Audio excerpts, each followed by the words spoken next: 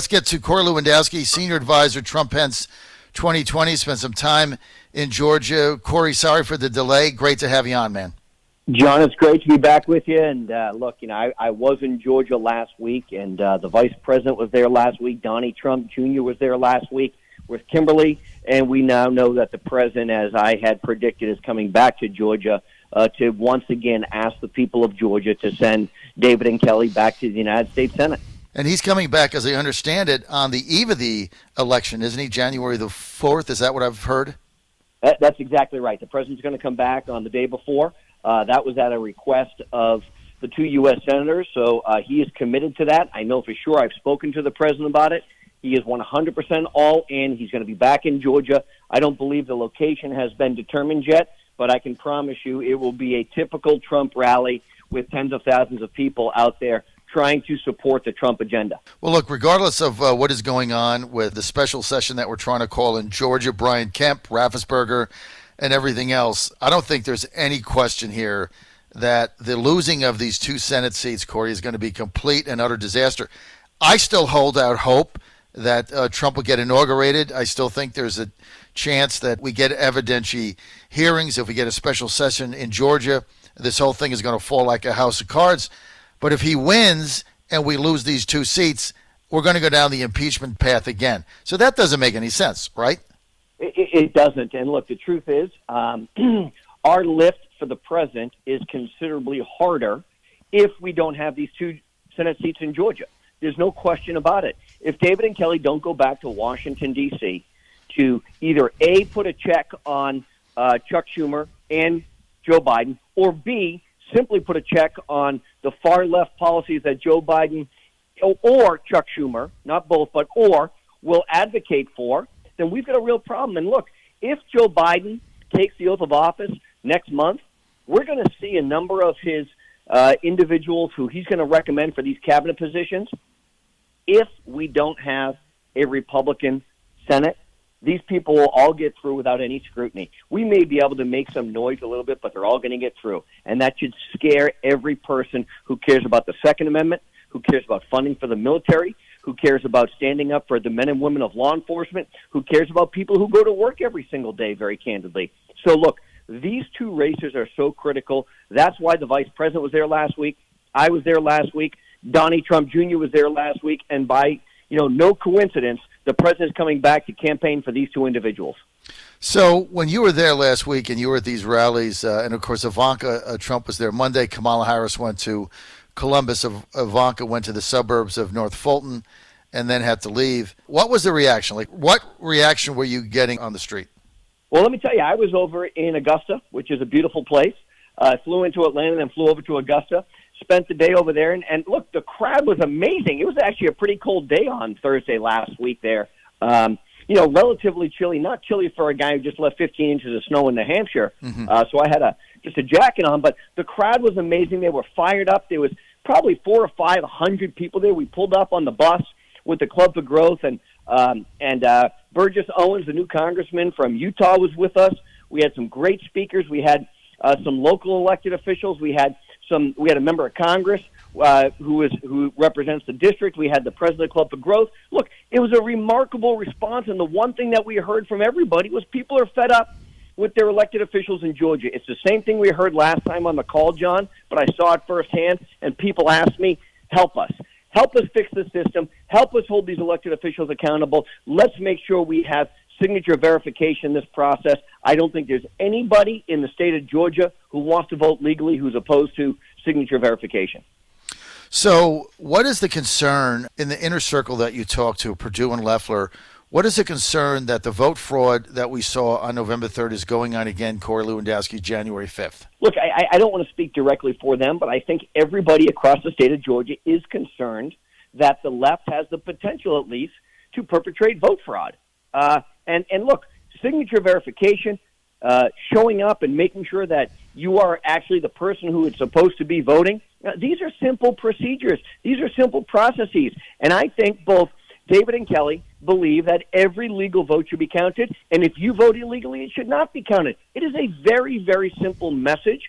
So we've got hundreds of attorneys on the ground right now. there's been no shortage of money or ability to send people to Georgia to campaign in these two races. And I can tell you right now, this is our firewall. We have to win this first because the president's final disposition will become known at the swearing in at the end of January. But this is the firewall that we're fighting for right now, these two U.S. Senate seats. The enthusiasm for these two senators, you seem to see it. I mean, look, if Ivanka Trump came to Milton yesterday, she had a massive turnout. She had 1,000 people there. I expected a few hundred. She got 1,000. So, I mean, it looks like the enthusiasm is there. Any more pressure being put on Brian Kemp to call a special session so they don't steal it again on January 5th? Have you guys talked about that? Well, 100% we have. We've talked about it a lot. And look, there's a couple places where Republicans can and should be winning. It's the early vote component, right? We want to be out and we want to be making sure our votes are in the bank as soon as possible. We want to make sure that every Republican, every independent who cares about the freedoms and liberties that we currently have are out doing that. So, look, we can continue to call on Brian Kemp, but what we've heard is that by and large he has been tone deaf. And, you know, John, I half-kiddingly said I'm thinking about doing two things in the very near future. One is picking up golf and learning how to play, and number two is moving to Georgia and running for governor. I don't know if I'm going to do either one of those things, but I think based on the crowd reaction, if I did both of those things, I'd have one heck of a chance of getting elected in 2 years down there. Well, the golf is better in Georgia, I can tell you that, than it is in New Hampshire trying to play in the snow. But I think if you did come down here, move your family, they'd be happy, and you could run for governor. And you get 5 tweets on the final 3 days, you get 70% of the vote. Brian Kemp is not going to get reelected, but he is tone deaf. And all he has to do is call a special session, and we can fix the irregularities that are going to happen again on January 5th. Basically, what is happening now is the victory for Perdue and Loeffler have to be big enough, Corey. They have to be big enough to overcome the stealing and the fraud that is going to go on the 5th, which is expanding from the November 3rd because nobody is holding any of them accountable. John, what I don't understand, and you know, look, I know we're on the air and we're talking about this very publicly. I don't understand what the governor's hesitation is to do it.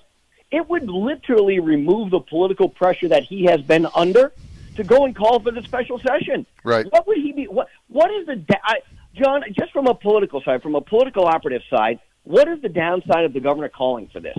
Nothing is the answer, right? It only helps him. Maybe he doesn't care about re-election. Maybe he is so tone deaf he doesn't care what the people of Georgia think of him. Maybe the polling data that we have seen, which indicates that, you know, his numbers are in the floor somewhere. Maybe he cares about none of those things. But I don't understand what the negative connotation is of simply saying, you know what, I'm the governor, I'm going to call for the special session, right? That's a very, very easy thing. It's a very tangible thing. And I've just tried to think about this intuitively, why he'd be so opposed to this, and I can't come up with a logical reason. Well, if you talk to Lynn Wood, he's got a lot of reasons for it. But you're right. There's no logical reason, and there's no downside. And what it would do is it would fire up. If you, like, he's holding a fundraiser tonight, right, in Athens.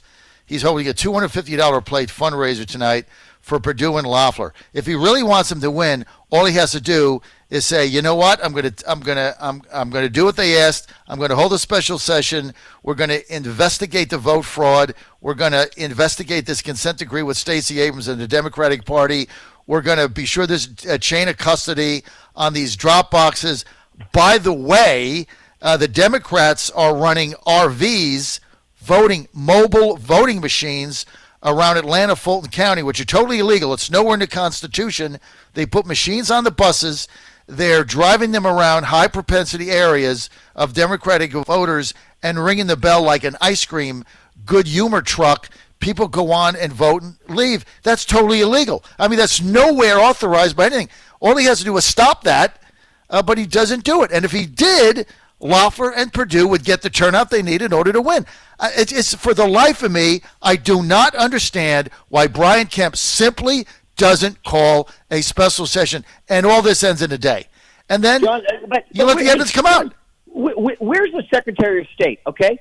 Look, his only job is to ensure the integrity of the election process. Right. And if what is happening, which is they're taking these RVs and they're putting voting machines on them and they're driving them around and it's not legal, then go and file an injunction. Use the police to enforce the election laws. That's what your job is to do. If you can't do your job in the most basic of manner, then you don't deserve to have the job. This is a function of the Secretary of State's office to say, these are illegal. They will not be counted. There is nowhere that allows you to do this. And accordingly, any votes that you have taken in these mobile units that are not in line with what our Constitution and our laws say will not be counted. Where is the leadership in the state of Georgia?